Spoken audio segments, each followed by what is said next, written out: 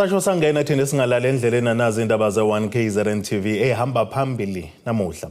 Onogada bavala wezemsebenzi yomphakathi bekhala ngamaholo. Lusaqhubeko lekhincetshwayo neze-WSSA. Kanti owetheku ukweleta elicuphe abeyikhukhula. Nina bakampombo shomnyama nazi indaba ze1KZN TV zifunda ukuphilana kwacebekhulu kamzimba umntwana eyakhuleka. Sanibonani. Abasebenzi benkampani onogada iSouth Tech Response Security namuhla bavala amasanga amahhovisi omnyango wezemsebenzi yomphakathi keindaweni ezahlukene kulesifundazwe kusukela keMkhuze, Hlabisa, Mtubatuba, Ulundi noNgoma kanjalo naseshowe enyakatho lesifundazwe bekhala ngokungaholelwa. Ezinye ke zezinto abakhaleke ngazo ukuthi ke baholelwa ngaphansi kweholo elisemthethweni badonselwe iUIF engaveli kanjalo ngingawatholi kamabhonasi iminyaka ke emibili. Unobhalo wenyunyana kicefi ma uthulani ke Mncwango uthumela izinkinga zingaxazululwa ngokusheshsha zingakapheli izinsuku ezimbili abasebenzi bazogodla amandla abo. Kusukela ngezikhathi zasekuseni namuhla onogada ke bavala amasanga amahhovisi omnyango wezemsebenzi omphakathi endaweni ezahlukene kubala khona eseMkhuze, kwaHlabisa, eMtubatuba, uLundo noNgoma naseshowe nokuholeleke kuphazamisekeni kokusebenza njengoba ke ezinye izisebenzi kanye nomphakathi bengakwazanga ukungena kalula kulezi zakhiwo. Abasebenzi bakhala ngokuthi sebenesikhathi eside bebhekene nokubambezeleka kwamaholo nabathi ke balokhu bethunyelelwa izincwadi ezibathembe ukuthi umholo uzongena ngalolu suku kodwa ke ungangeni bathi ke namanje basebenza bengaholile. Umqashi wabo obaqashile njalo makushaya i-payday kumhla ka15 ubanika incwadi akabanika iholo, ubanika incwadi nesixoliso ecela ukuthi balinde ukuze kusha umhla 31. The first time umqashi ethe uzoholela nge31 akasaholela nge31 futhi akayibambe incingo mayifonelwa akakhiphi ngisho esinye isixoliso. So laba basenzi bagada amagceke ka-government oku-public works ke lama site awayitholile i-payment yabo kanti umqashi vele usabakwaneta kakhulu ngoba phambilini ngo-2025 bekuSeptember washintsha i-date yokuholela ngokwe-roster wayirana i-roster esesokumhla 15. Lolo guquko lantshontsha izinsuku zabasebenzi engithi zingaphezulu kuka10 mangaprocess abagcine bengayiholelanga. Phakathi kwezinye zezinto abakhala ngazo bakhala ngokuthi ke baholelwa ngaphansi kweholo elisemthethweni futhi badonselwa imali yeUIF engaveli kade namabhokanasi abakazi bawathole eminyakeni ke emibili eyedlule. Imali ya bonus iminyaka esembili ayikhokhiwe. Imali ye minimum wage akakhokhi nge-minimum wage. Sinenkinga ukuthi ubargaining council wakwa security ubukeka ufriendly kakhulu kubaqashi uyabatotosa. Ziyareport inkinga sometimes reportwa ngamagadi akayithathi ngokuphuthuma ubargaining council ezoyikhalazo. Abasebenzi ba-South Tech Security laba engize ngabo la basifaka isikhalazo ngonyaka odlule around October. Bahlala phezulu kwaso abaphathi bamacala. Bargaining council mangakhuphula amasokisi aqinisa isandla kuma companies aqashe abasebenzi phansi kwe-agent kuningi ongalunga. Unobhala weSefimau uthi banikezeke le nkampani izithuku ezimbili ukuba ke isixazulule zonke izikhalazo ezibeke phambi kwayo. Uthi uma lokho kungenzeki amalungu enyunyana azogodla amandla wawo ongase ke kuphazamise kakhulu ukusebenza kwezindawo ke esigadwa yini inkampani. Umncwango ubesenxusa kuba undunankulu wesifundazwe angenelele kulolu daba njengoba sebebambikela ngaphambilini. Uthi ke njengamanje sekudingeka ukuthi ke kuphendule ngokusheshsha kulezi inkinga esibhekene nabasebenzi esikhungweni ke esikahulumeni. Namhlanje kunomhlangano oSolundi ikhuluza kwa public works angiqondi noma ihlangana nekhampani yini kodwa usupervisor wecompany umfoka amaphumulo ubelana eshowe ekseni kuthi usuke wantweza nawashona oLundi. Siyathemba ukuthi lo mhlangano umayelana nokulungisa lama hiccups. Monday, Tuesday bazoqhubeka besebenza abasebenzi siyabakhuthaza bewavula ama gate for now kodwa i-outcome yomhlangano noma ukuthi ayisho ukuthi kuyaholwa ayireport imali emafonini kusukela Wednesday kufa ofayo ayavalwa ama gate kahulumeni oxhaphaza abasebenzi. Lo mbiko ke uze wahlanganiswa bengakatholakali abaphathi bale nkampani ukuba baziphendulele kulezi zinsolo esibhekiswe kubona. Estabeni ze1KZN TV nginguSamgeliswe Nqulunga. ngiseshowe. Umasipala wesifunda iKing Cetshwayo enyakatho KwaZulu-Natal umemezela ukuthi uzobe usuphothulile ngomhla zingama-30 kwephezulu ingxoxo zalabo ababengabasebenzi abadilizwa benkampani yezamanzi WSSA eyabe kade isebenzisana nalomkhandlu eminyakeni edlule. Lokhu kulandela ukuthi labasebenzi bebeduve ngaphandle kwamahhovisi alomkhandlu eRichards Bay namuhla uzozwakalisa izikhalazo zabo ngemihlomulo eyabe ngafika ezandleni zabo kusukela banqoba icala kenkantolo ngokudilizwa kwabo. Umphathi kamasipala iKing Cetshwayo uPhilani Kesibiya uthi kusukela ngomhla zingama-30 phezulu bazokhokhelwa bonke abasebenzi ngemihlomulo yabo baphinde beqashwe kabusha. Sekupheleke cishe isikhathi singaphezulu kweminyaka emihlanu laba ababengabasebenzi abangaphezulu kwama-600 abadilizwa benkampani yamanzi WSSA beqiqa ke emahhovisi omkhandlu King Cetshwayo befuna ubulungiswa ngemihlomulo yabo kuphinde ke bebuyiswe emsebenzini ngemuva kwesinqumo senkantolo yomthethosisekelo esachitha kumkhandlu ngokuxoshwa kwabo ngemthetho. Umkhandlu iKing Cetshwayo uvumile ukuthi kube isikhathi eside kungenzeki ubulungiswa kulolu daba kodwa ke sengitwele ezansi. Sebenzi ke nje kafushane kade bekuzele bekuthi bazodlulisa ungenami kwabo ngokuthi babona isikhathi siqhubeka kodwa udaba lungaphethiwe. Sesibanikezele isiqinisekiso abasebenzi ukuthi by end of August udaba labo luzobe luphethiwe. Iningi ke lalaba alisebenzi. Umphathi kamasipala wesifunda iKing Cetshwayo uPhilani Kesibiya uthi bonke ke abasebenzi bazonikezwa ke izimfanelo zabo kuphinde kuqashwe ingxenye yabo. Kunabasebenzi vele bangeke besabuye emsebenzini labo sebekhulile asabe sesigabeni sempesheni okwabo ukuthi banikezwe imfanelo zabo up until la bequalify khona ukuthi sebengampesha. Kube ngeshwa nokubuhlungu kakhulu kunabasebenzi sokufikela isikhathi abangalibonanga leli thuba lokuthi impumelelo yabo bayibone iphumelele uNkulunkulu ababiza nabo ufuna sikwazi ukuxhumana nemndeni yabo sikwazi ukudlulisela okufanele kubona ngendlela efanele. Number 3 kunabasebenzi abaningi ke abaveli bangaphakathi kumasipala ngoba kusukela umhlonishwa uMphemba uNdunankulu esewumele saqala sababuyisa abasebenzi bangena ngaphakathi kodwa nabo icontract zabo sekufanele manje bonke ke abasebenzi sibanikeze i-fixed term contract ka3 years. Laba basebenzi bathi bazokholwa ngokubona sekwenzeka esikhathini esinqunyiwe yilomkhandlu. Asazi sobona sekwenzakala ngoba umphathi wethu sithembisile wathi hayi angawuthatha lo 30 days ukuthi after umhlaka-30 sobona lapho siyahlukumezekile emoyeni nasemqondweni asazi ukuthi yini kufanele yenzeke kodwa ngoba nangu babusi buyasasifikele kuyena wasamukela kahle wasichazela ukuthi bazozama nabo ngokusemandleni ukuthi kushaye u-August 31 no-30 sebelolu daba lokuthi seliphothulwe ngoba impela budi sesihlukumezekile kakhulu asisafuni ukuthi sesifuna ukuthi kulunge ukuthi okungokwethu kufike kuze kithi. Ezindabeni ze-1 KZN TV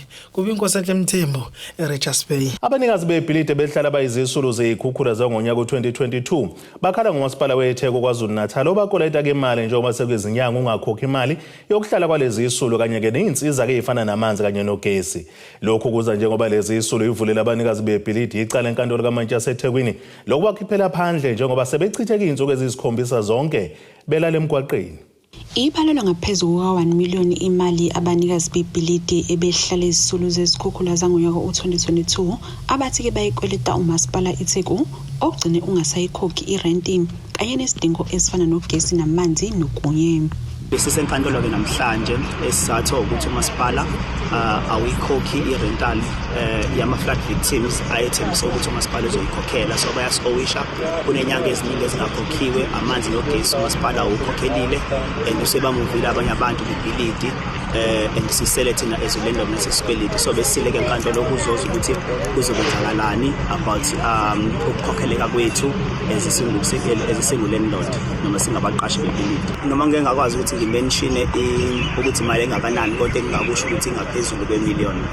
Iziko lezindaba selibike kabanzi ngalezi zisulu kanti muva nje seyiphenduke oMantunta neNdishi kulandela ukukhishwa umnikazi webhilidi nokuphoqeleke ukuba ke balale eminyango ngenxa ungabi nayo indawo.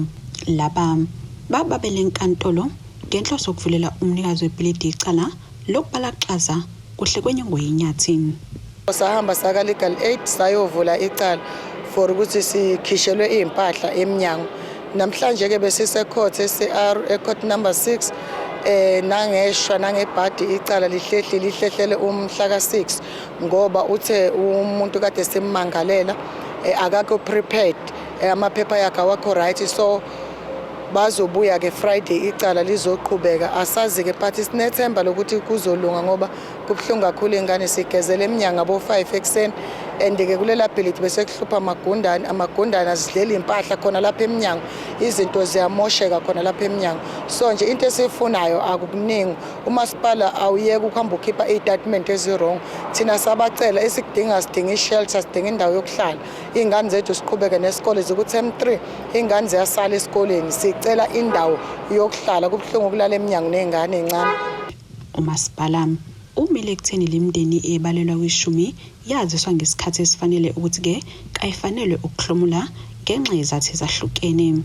Ngiyazi kuye sibuza ukuthi imali sayisaphi njengomkhandlu.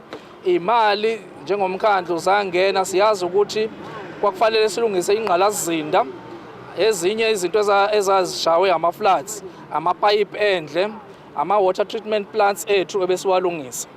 Imali eziningi ziye lapho. Yes, nakhona sesikwazile futhi siqale sakhe izindlu zabantu esazi ukuthi babe affectwe ama-floods. Laba abama-victims aqinesele basale ngoba abaqualify. Masithi abaqualify ingoba sesake sabaxhasa njengohulumeni before. If unendlu noma unomxhaso useke wawuthola, awukwazi ukuthi uhulumeni uphinde futhi ukunikeze omunye umxhaso. Kodwa ke bese sithe kubona singakwazi ukuthi sibanikeze futhi enye opportunity ukuthi baze bezoqasha kwizindlu zethu zomkhandlu esibiza ngokuthi ezaka social housing. Lo masipala uthi ukuchitha imali eshisiwe ukuhlalisa isulu kulezi indawo, ngakho uzama izindlela zokuyinciphisa. Ezindabeni ze-1 KZN TV kube kuntombi khona Mvubu eThekwini. Ifuna ngenelela umnyango wezongibhowa phansi kuleli nyunyana yabasebenzi eyaziwa ngokuthi United Chemical Industries Mining Electrical State Health and Allied Workers Union icimeshawo ekhala ngomqasho oshayo wachitha ke thuthi igaraji lika petroli laka Astron empangeni station ngaphandle kokukhokhela ke izisebenzi. Abasebenzi abangaphansi kwale nyunyana sekunesikhathi bengaholelwa kahle bathi ngeke bayeke ukuya emsebenzini baze bathole ke impendulo ngoba umqashi wabo kayishiya ngafuthi ke nezincwadi zabo zokubhalisela iUIF. Babhekene nengwadla abasebenzi begaraji iAstron Energy empangeni njengoba bevuke umqashi wabo ethuthile la abasebenza khona. 5 ntambama. We got a call ebusuku ngabo 11. Bathi abasebenzi nangu uyathutha la. Sifike la esayithini ngo 12 ebusuku. Safika kunama truck eselayishe baleka.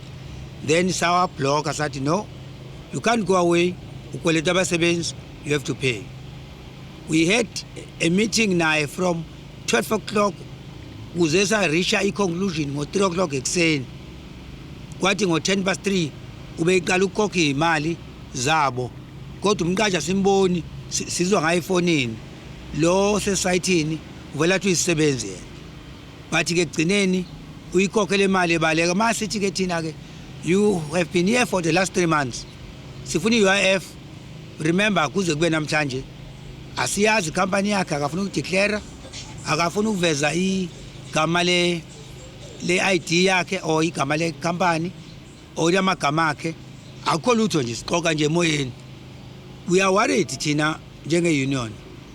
Sisola kakhulukazi iAstron Energy ukuthi yona mayizofaka abantu bengeza ukugcina imithetho elandela imigomo yamagaraji iyasithusa lento. Inyunyana emele labasebenzi ithi sekunesikhathi lo mqashi engabaholeli ngendlela. Sathola umqashi la abasebenzi bathi uqalela ekhaya ngomhla ka6 May 2026. He is a new employer. Sasinomqondo wokuthi uthatha leli business ngokwe going concern in terms of iLiberation Act. Only mas sesingena deep wathi yena akathenganga uvele wakhokha irent wangena. Into oqala esayiphawulayo kuyena abasebenzi bebehola 47 rand per week, sorry per day, per hour, I'm sorry, and wayeseyayihlisa imali yaba ku 30 rand per hour ngaphandle koconsulta bona. Masingena samthethe hey leli garage leli lisebenza ngaphansi kweMIPCO, kune main collective agreement elawula lona. You can't do what you are doing. Wa pretend as if you understand. Saze saba nethemba nathi ukuthi we are going forward. The mase simthumelela onke i-main agreement ukuthi acomply wathi uzocomply makuphela inyanga uvele wavela abasebenzi wangabafaka kwi-roster. Kanti njengoba labasebenzi bethi abasakwazi nokukhokhela izidingo ezincane, inyunyana yabo ithi kumele ungenelele umnyango wezongbiwa phansi. Umuntu segcina ngisheza ibucingo uthothi ibhenki liyafona lifuna ukudebita ima-insurance afuna ukudebita uthothi akunalutho kwi-account. Kwayena lo manager bekhona ukuthi mawumtshela ukuthi at least yeyona le mali encane sifakela phela kwi-account yethu enqabi ethi okungcono baleke ushiya ibhenki. Ne-Minister of Energy in South Africa akasitshele ngama-garages ukuthi kwenzekani ngoba lento yenzeka ukuthi abasebenzi bazoba yi-subject baba ama-victim babone bengasasebenzi. It tells you there is a big problem in the country.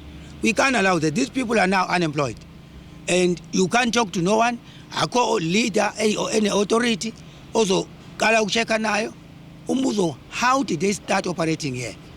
There is no answer. Ntando yenkosi Dlamini ezindabeni ze-1 KZN TV ngibika ngisempangeni. Asithi shelele itolweni nabesilo siyabuya futhi nezinye zendaba.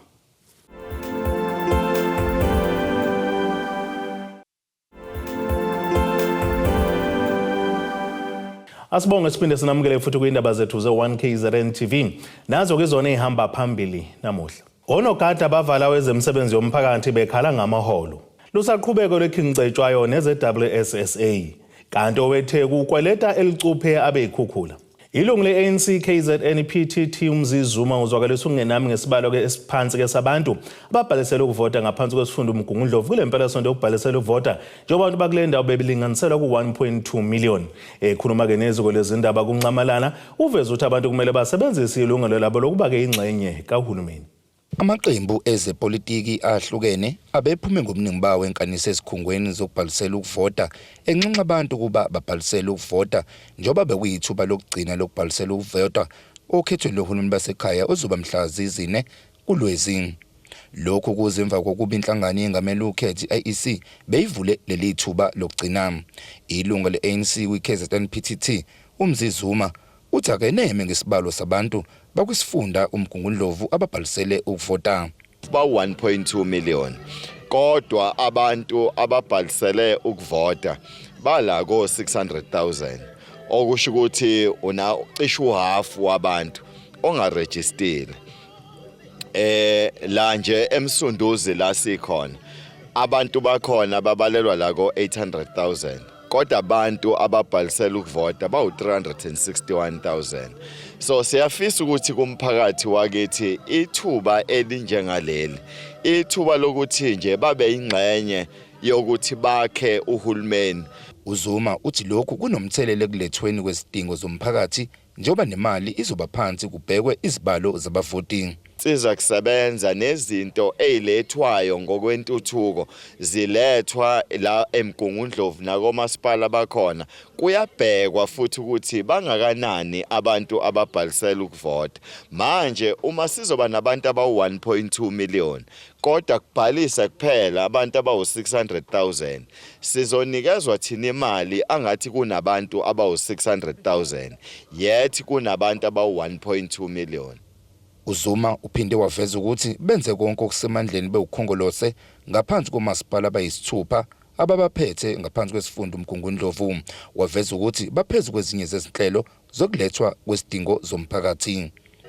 Asisho nje ukuthi singakusho nje ukuthi sikwenze konke njengokhongolose emkhandlweni le esiphethe kulesi sifunda sethu ukuzama ukuthi insiza lezi abantu ekufanele ukuthi zisondezwe kubona bakwazi ukuthi bayithole kanjalo futhi sisebenzise nalolu hlelo le district development model. Ngokwenhlangano yengamele ukhetho esimele iIEC iveza ukuthi abasale ngaphandle bangakwazi ukubhalisela ukuvota bangaphuthuma emahhovisi alenhlangano ngaphambi kokuba kuvalwe ngokusemthethweni. Izindabeni ze-1 KZN TV bikuthabani maphumulo eMgungundlovu. Njengoba kuyinyanga besifazane iJB Mchunu Foundation ke ihambele imizi eholwa ngabesifazane ubalekelela ngengadi phecelezi yazo ngokuthi ke one home one garden. Ujabulisa Mchunu ohola ke lenhlangano uthi ke lokhu kwenza ngenhloso kuba laba bekwazi ukudayisa ukuze bekwazi ukuziphilisa kanjalo ke nokondla imindeni yabo. uJabulisa Mchunu we-JB Mchunu Foundation uthi benza lokhu ngenhloso yokulekelela umphakathi ukuze ukwazi ukuziphilisa.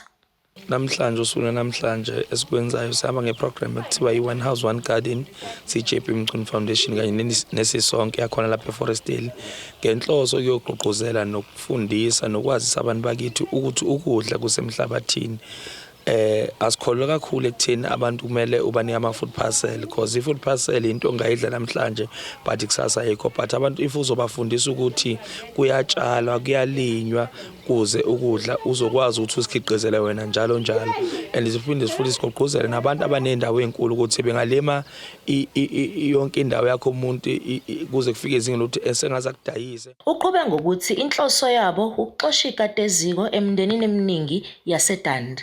Akwazi ukutrade ngakho ukuthi mhlawumbe menganayo inyama akwazi ukuthi ayothenga inyama noma agcine umuntu futhi othenga amatswele azikhulisele izinkukhu ukuthi yonke into useyenza la kunenyama yenkukhu khona ebaleni ngapha unezitshalo ziyakhula kuyadliwa sixosha ikati eziko because into esifuna ukulwa nayo ukuxosha indlala endaweni zakithi nasemakhaya siphila kuona ngoba siyazi ukuthi iyouth eningi kanye nabadadewethu nabafowethu abasebenzi amathuba emisebenzi awekho intuthuko. Kanti owesisonke Gardens uthi balekelela abafundi abenze ezolimo njengoba kungelula ukuthola amathuba omsebenzi kulomkhakha. We are a little gardening project that hosts Majuba students who are doing agriculture because it's one of those departments where it's not easy to get internships. So we mostly host Majuba students.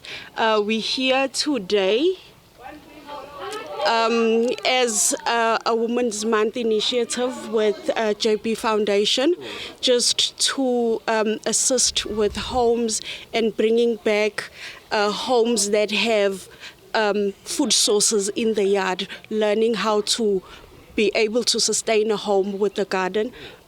Thanks to a sponsorship with JB and his friends who are joining us today with our students.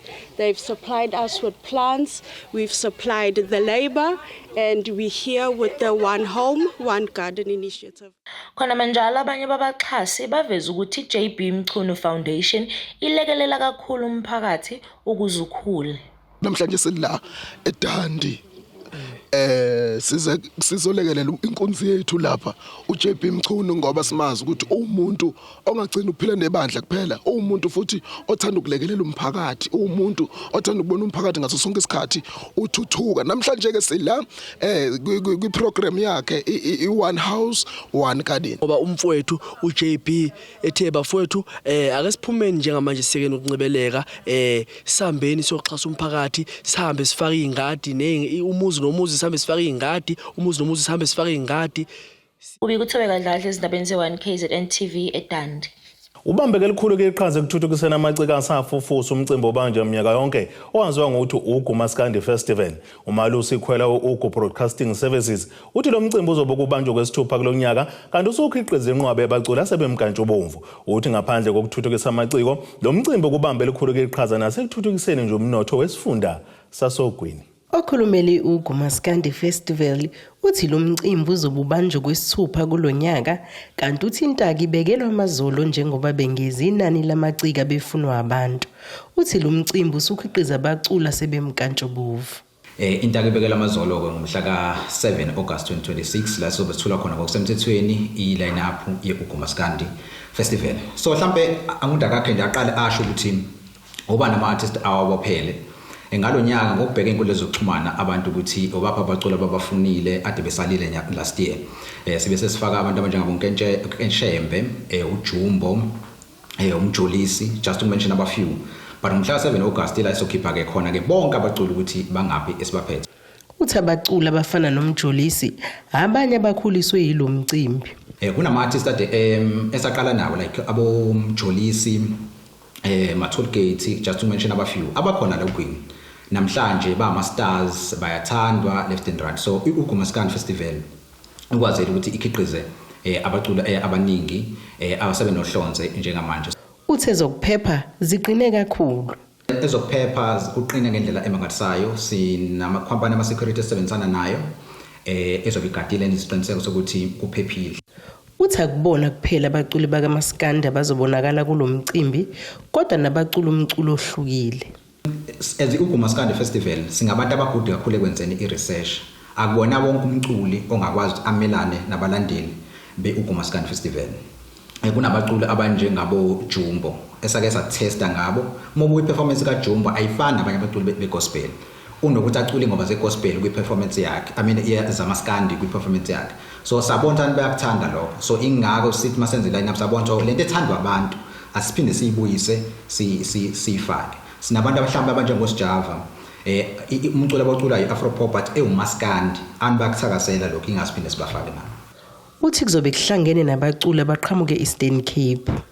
Ogwini siphakathi kwe-Eastern Cape ne-KZN. Abantu bazobafica lapho uzofica abantu abamaZulu, ufica amabhaca, ufica amaXhosa, ufica bakhuluma isiBhunu. Lokho nje oqala experience yokuqala le yokuthi uzohlangana nabantu abahlukile kunalabo wena obajwayele. Okwesibili uhlobo labaculi esibafakile kwi-line up. Asinalo uhlobo olulodwa lwabaculi. Kuzofica uthola umculi mhlawumbe osuka eMzimkhulu odlala isibhaca. Into ongazi uyi-experience. Kube nomculi wase-North Coast ongakaze adlala eSouth Coast. Kube nomculi wase-South Coast amabhenanyawo mhlawumbe abantu abanjengoba Hube noThwasa. So mawuze kuthina uzothola yonke uhlobo lomculi. Uthi inhloso yabo ukukhuphula umnotho wesifunda ugu ngakho bakhuthaza kakhulu ukuthi abafisa ukudayisa baxhumane nehhovisi lakamasipala wangakubo. Into emnandi kakhulu ngalomcimbi le weUGumaskandi Festival ukuthi awugcina ukuthi ukuperforma kuphela kepha uyalekelela ngokwezomnotho.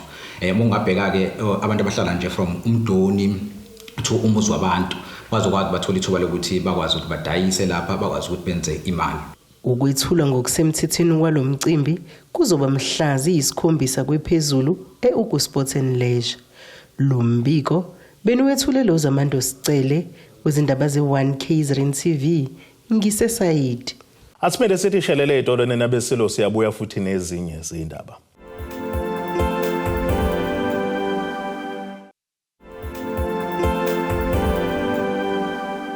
Asibonge siphinde sinamukele futhi kuyindaba zethu ze1 KZN TV. Nazo ke zona indaba esithi izo ezihamba phambili namuhla. Onogada bavala wezemsebenzi yomphakathi bekhala ngamaholo. Lusaqhubeko lekhincetshwayo neze-WSSA. Kanti owethe kukweleta elicuphe abe ikhukhula. Ake sibheke engosini yezomnotho. Iranda kuleli ngu-16.45 kwidola laseMelika, libe ngu-22.16 kupondo waseBrithani, libe ngu-18.98 uma liqhathaniswa ne-euro yase-Europe. Intengo yegolide yona ume $4,068.75 ounce, bese uthi intengo engahluziwe yona ibe ngu-$87.93 umphongolo. Ake sibheke engosini yezemidlalo. Umqeqeshi wempofane eKaizer Chiefs uFernando da Cruz utuseke kulwa njengamasoja athi ke kukhonjiswe ngabadlali bakhe bebuya namaphuzu aphelelwe ngokuguqisa iqembu iKruger United ngamagoli amathathu kwelilodwa emidlalweni weBetway Premiership okuvula isizini ka-2026-27 eMbombela Stadium eNelspruit ngomgqibelo, kodwa wexwayisa ngomsebenzi omningi osabahlalele. Kanti ke iChiefs yona ke boni ipali lokuqala kulo mdlalo kusapheleke imizuzu eyisithupha kuphela. uFlavio da Silva evalela phakathi ke igoli, kodwa ke iKruger yatholela ukulungenisa sekupheleni kwesiwombe sokuqala livalelwe phakathi ke ngukhetho ukuthula Ndlovu. Nokho ke izinguquko ezenziwe ke iChiefs ekuqaleni kwesiwombe sesibili zishintshe kumdlalo kungena uSibongisene Oaks Mthetho noWandile Duba eyindaweni kaSipesihle Ndlovu noSilva. uDuba ngiyena ogcine beke iqhawe eshala amakhosi amagoli amabili amqoka ngomzuzu ka55 kanjalo noka65 nokuyiwona kaanqobise leli qembu. Ake sibheke naso isimo sezulu esingalendeleka.